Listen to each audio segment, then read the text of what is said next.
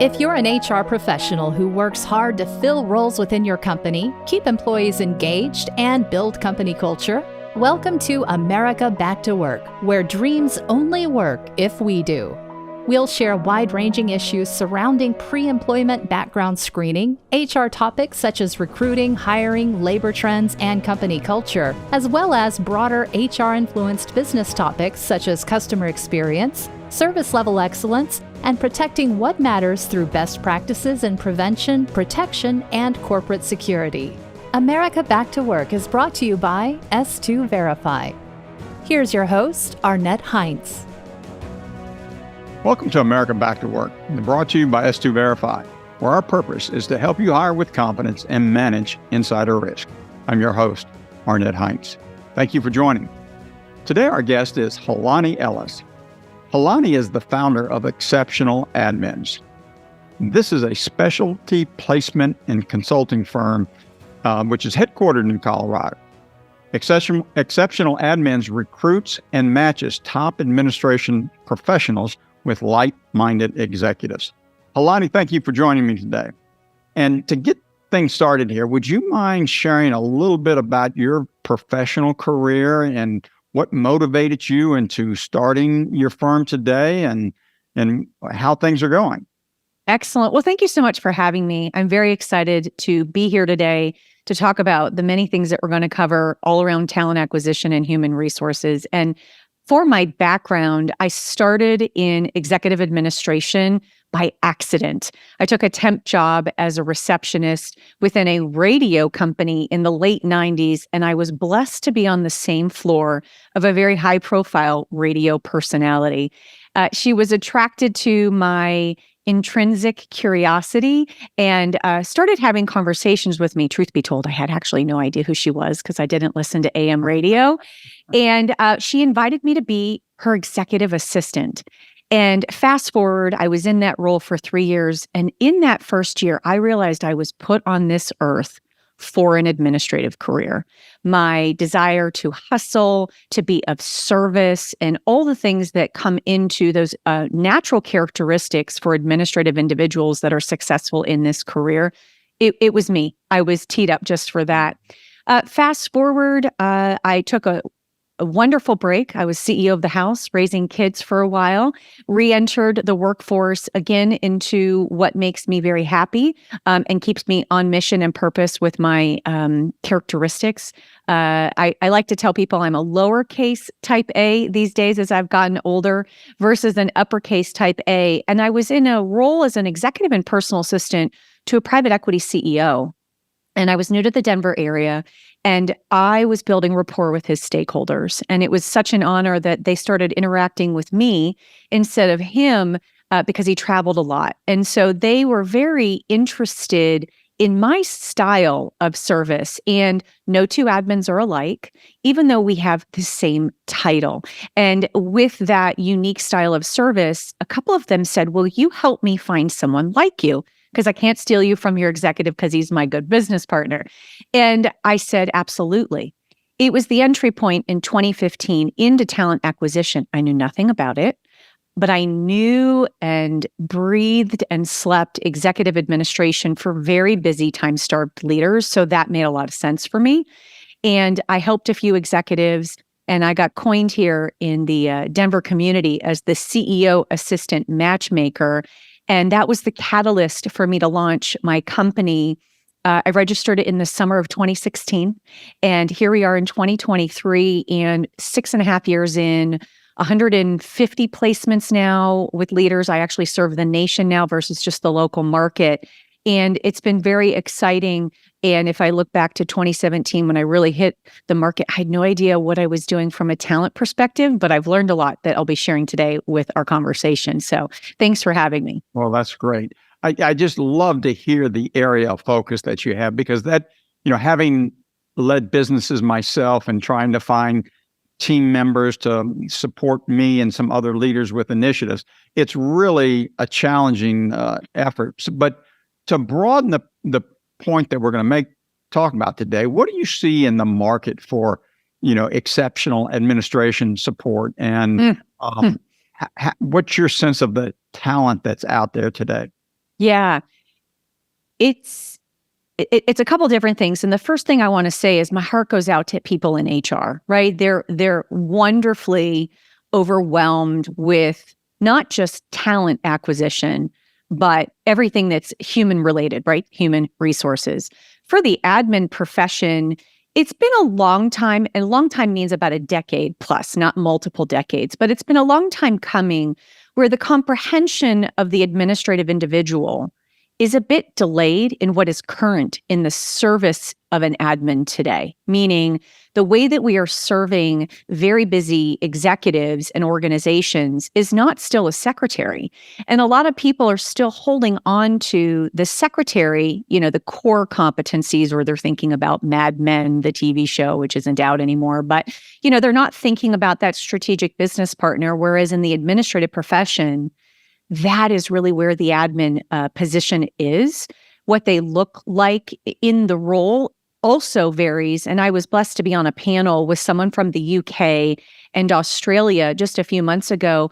And they're having that same great upward mobility of executives starting to see the strategic business partner.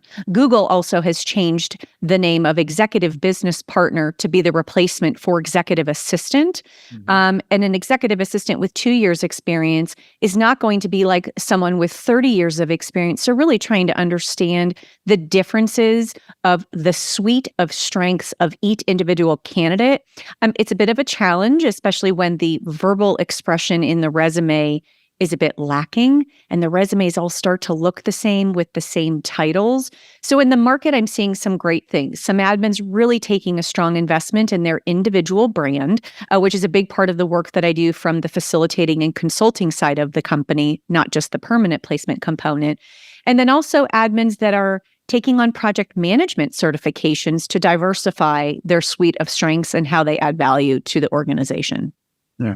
So, just a point of view, given the tough nature of our business over the last couple of years since the pandemic, what percentage of the recruiting effort that you're taking on is for virtual support? Do you find that has increased or not during the last couple of years?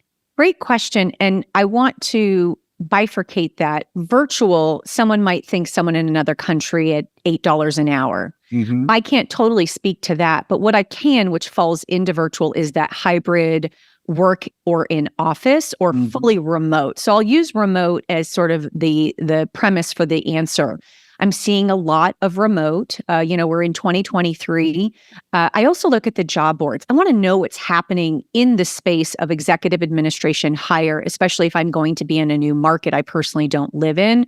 It's about 60% remote options still. Yeah. And the admins, little fun fact here, when I started the company in 2017, and I build very rich job descriptions, I identify those as job invitations. I would ask prior to 2020, what are the remote options? Oh, no, Hilani, this role cannot be done remotely. The admins were seeking once a month remote. And now their prayers, their desires have been answered. And so I've lost the opportunity to connect with some strong candidates, at least on paper or a profile on LinkedIn, because the job I was searching for talent for had 0 remote. And I said, but it's also a 6-figure salary. Are you sure you don't want to take a call with me? So yeah, the remote component, separate of the word virtual, it's still active. Here in Denver, we're also a very collaborative community. We want to be in the office for the energy that we have here. So I'm seeing a decrease in that remote to maybe once a week, whereas before it was like 3 days remote. Yep. Oh, great insight there. So when you're recruiting for an exceptional administrative team member, what makes that different from other candidates in other positions in the company? Are there nuances that you're looking for that help strengthen this effort? I could probably talk about this answer for an hour, but I know we're limited on time. So I'll try to go with the key things up front. I'll start with the negative, which isn't my standard, but just to kind of get a clear understanding, there's bias. As I sort of mentioned earlier with the secretary, because every resume has executive assistant on it, it's very hard to know the suite of strengths of that individual, also the personality fit to the dynamic of the company and the team, and specifically, as I mentioned, the matchmaking component. All the admins I talked to, 5,000 calls in the last 6 years, has been beautiful. They're like, Hilani, you've got to know the synergy is so important. So the hardest thing is first, also not knowing the role firsthand. Having had the experience in the role, 3 a.m. call because my executive is in a different time zone in the future. Those type of things aren't being fully considered by the hiring managers because they've gotten the call from another office. Hey, we need an executive assistant, which by the way is like saying the word tissue, right? It's so neutral and it's so general. If the hiring individual isn't really understanding the pain points of the executive, the decision fatigue issues, as well as how many board members they might report to, they're already stepping out in the search with 2 left feet because they haven't lived inside the role, even if they shadowed for a day or listened in on a call or sourced board members or other team members to learn, what do you want for so-and-so, the executive, in this hire? There's also the quick burn and turn revolving door of we've just got to get a butt in the seat, which there's nothing wrong with that. But there is a 30% disruption when that synergy is not high priority when you're trying to find someone. So the issue would be is maybe not really understanding the actual dynamic. For example, did you get a call at 3 a.m. and you showed up to work at 9:30? Everyone thinks you're 30 minutes late, but you're like, I was up at 3 because my executive was going to miss, a flight. So they're getting into the role, into the head of the executive, and asking really unique questions is extremely important. It's where I believe I continue to have edge when I'm working with leaders. I do ask those questions that might put them in the corner, but we know we're working towards really getting to a deeper understanding of the value of this person who's going to, quite honestly, change their life. Yep. So if you're advising HR professionals who are typically recruiting in maybe various industries, and I know your experience comes across the board in several industries, is there industry-specific elements that you're looking for in aligning that type of talent? It's interesting. A lot of the times when I'm talking to prospective partners for a search, Hilani, we need 10 years of financial institution experience. And I'll say, as a positive counter, you've mentioned you're looking for someone with fresh ideas. If you have someone who has only your industry, which, by the way, my background started in the entertainment industry, and then I moved into private equity, and equal transferable was high net worth to high net worth. Mm-hmm. But I brought in a different set of lenses to review information. I am not specific that industry experience for a new role is a hard requirement. I would say being open also, I've spoken to a lot of teachers which is really hard to say out loud, but they want to leave the space of teaching and come into administration. They are top-notch on organization. They are super great with time management, and they also know how to manage multiple personalities. So also being open to other industry backgrounds when you're interacting with people.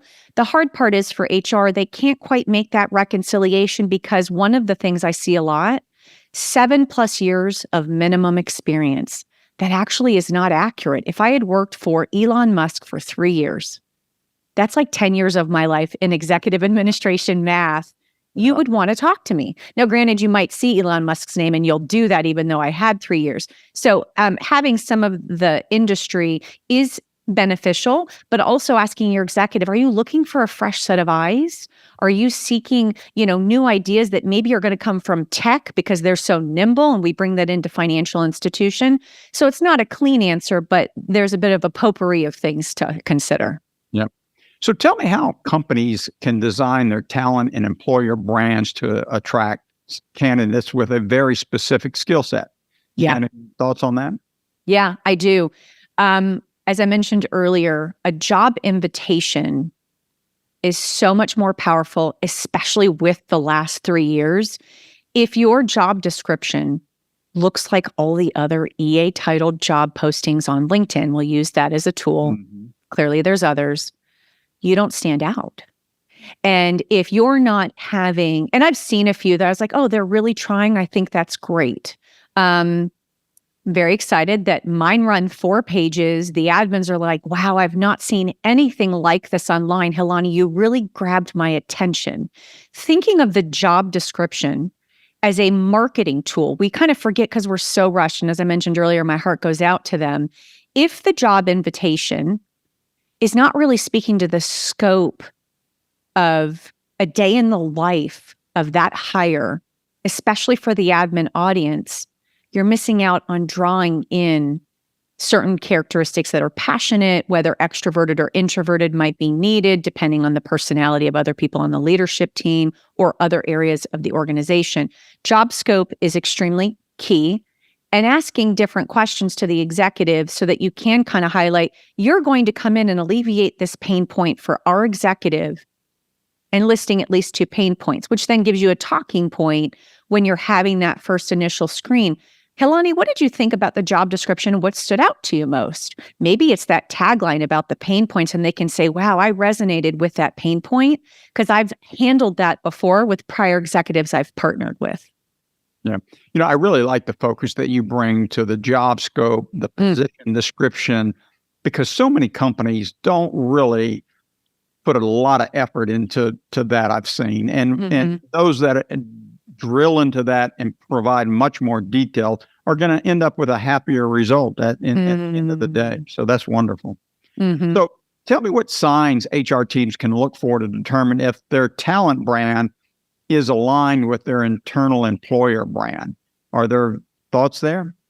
So I think if an HR professional who's watching or listening to this, if you carved out just 15 minutes a week to run the hashtag hiring, even quiet quitting, different hashtags to search articles and headlines on LinkedIn specifically, you're going to get access to what people are seeing that's kind of being fed to them, right? We have this huge information fatigue component, but it can also be an advantage, so it's not a fatigue. If you're looking at also certain employees that maybe become visually disengaged and you're like, I wonder what's going on with them. I don't want to approach them just yet. Let's maybe see if it's a season. What are they liking? What are they commenting? Hopefully that your employees are active, and that may be a dead end as I suggested, because maybe there's no activity from your employees. But figuring out what trends are, one of the things that I've constantly seen is career pathing is hot this decade. If a career pathing idea has not been developed, and it can be one thing in a 12-month period, you're missing out on them who talk to their friends, who see articles that companies are now taking in learning and development. There was a really great article in Forbes about learning and development.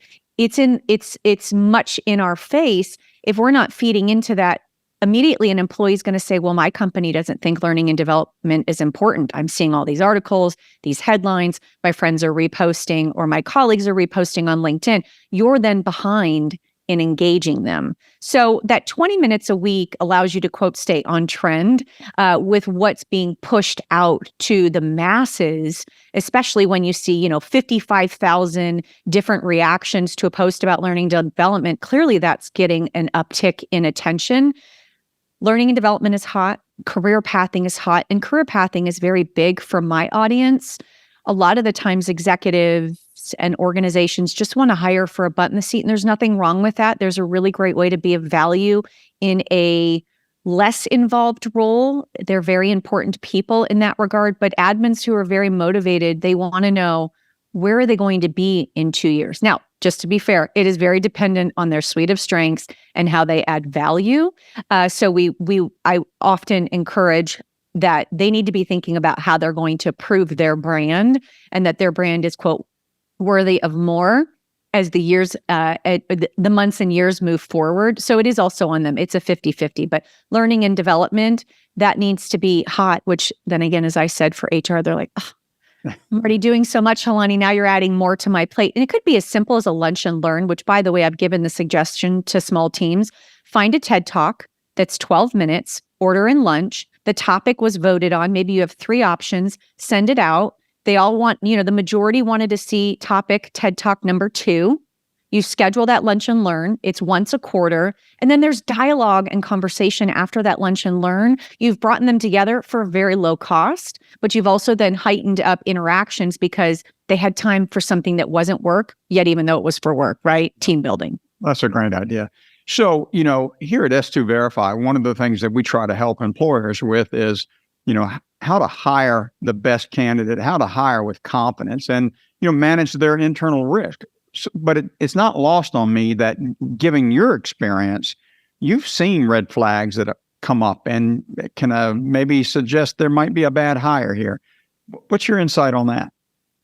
So I'm giving away a top secret thing here. Oh, my. So for any admins that see this, you'll be excited to get this tip and then kind of get through to our process. It's so simple. It's one thing. Email composure when you are sending the scheduling email to lock a phone call. Mm-hmm. I will send a very simple, too long, don't want to read. I avoid that a lot. TLDR. I send a very simple email inviting such candidate to have a 30-minute call with me. And there's two things. We don't specify who's calling who. And then with that, if who's calling who is determined, what the phone number is. If the reply to my email says, yes, I can do that date and time, there's no open, there's no confirmation, and there's no closure, that's going to be a lackluster call for me. And I've had over 5,000 calls in 6+ years. It continues to be accurate. Every now and then I'm like to my assistant, let's still take the call and see. Or she's now wonderfully involved in candidate screens. She'll maybe take that call because there might just be something there. It also proves reactive. They did it from their phone in between something that their executive composure, that moment of showing their individual accuracy and brand, they lost that moment. Whereas when we get an email, dear Hilani, thank you so much for considering my candidacy. I'm going to be ready at this date, at this time. Here's my number. Please call me. I'll have the job description ready. That already is proof, a level of preparedness that all of my clients want. A level of attentiveness to the steps that we're going to go through next, which also includes follow through. Executive composure or lack thereof in email is a really great way and a simple way to understand a risk hire. Well, that's great insight. I could go on for hours with you, Hilani, in our conversation here, because you're really giving me a lot of great things to think about. But it's about time for us to sign off. And before we sign off, I'd like to ask you a question that I ask everyone. So if S2 Verify were to conduct a background check on you, would we be discovering any surprises? I have about a PG rated background, so nothing really bad, but I moved around a lot. You would probably witness at least 12 different addresses in my lifespan. And inside those addresses, in a span of 6 years, there were 4 different moves. And a lot of it has to do with kind of my upbringing. So that was very pre-adulthood. But that would be something that you would discover. And I've lived in four different states. So I've kind of been a little bit all over the map. But that would be something you'd find out in my background. That sounds like me, because my father his first career was in the Marine Corps, and we moved every 18 months. So that's wonderful. Yep, there you go. So tell us where our audience can keep up with you and stay in touch with you. And, maybe if they need some support in this area, they could reach out. Excellent. Thank you for that question. Again, thank you for hosting me today. I'm very active on LinkedIn. You can find me at Hilani Ellis. For my personal page, I'm extremely active with wisdom through the Exceptional Admins page on LinkedIn as well. And then I have my website, exceptionaladmins.com. Well, that's wonderful. Thank you so much for joining today and the insights you've given us about what Exceptional Admins is up to. And for our audience, please tune in next week when we continue our conversation with Chad Sowash, the co-host of the Chad and Cheese podcast and co-founder of Catch 22 Consulting. See you then. And it goes without saying, let's get America back to work, because dreams only work if we do. Thanks so much, Hilani, and look forward to staying in touch with you. Agreed. Thanks again. If you want to stay abreast of HR, recruiting, and hiring trends, tips, and tools, make sure you subscribe to America Back to Work. If you enjoyed this episode, leave us a rating and a review.